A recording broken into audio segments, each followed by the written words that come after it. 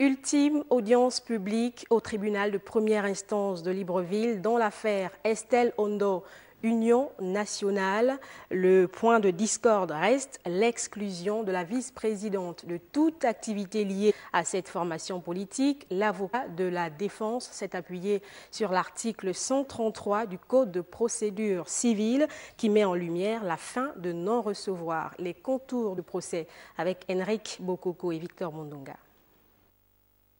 Énième épisode du feuilleton Estelle Ondo, Zachary Miboto.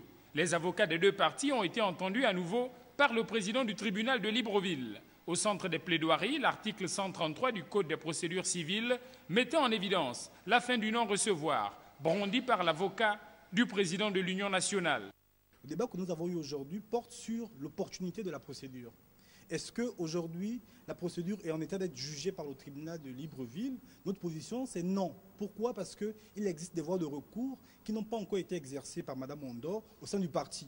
Lorsqu'elle aura épuisé ces voies de recours, à partir de ce moment-là, elle pourra venir devant le tribunal demander ce qu'elle voudra demander au tribunal à ce moment-là. Les avocats d'Estelle Ondo ont dans leur plaidoirie fustigé le non-respect de la procédure liée à l'exclusion de leur cliente de l'Union nationale depuis son entrée au gouvernement. Ils n'ont même pas développé un seul élément démontrant que la procédure était régulière, alors qu'ils se répandent dans la presse pour dire qu'elle est exclue, elle ne peut plus se prononcer elle ne peut plus parler au nom du parti. La notification signifie qu'une décision est prise et qu'elle est portée à la connaissance de la personne concernée. Or, cette formalité n'a jamais été respectée.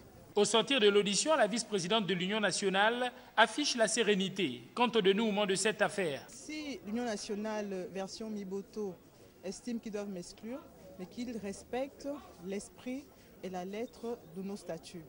Donc c'est ce que mes avocats sont venus défendre devant ce tribunal-là. Maintenant, nous attendons donc le jugement. Je pense que ça va de soi. On a pu voir que la procédure a été lamentable, elle n'a pas été respectée. Et donc je pense que le tribunal rendra la décision qu'il faut. Après l'audition des parties, l'affaire a été mise en délibéré par les juges. Le verdict sera connu le 24 avril prochain.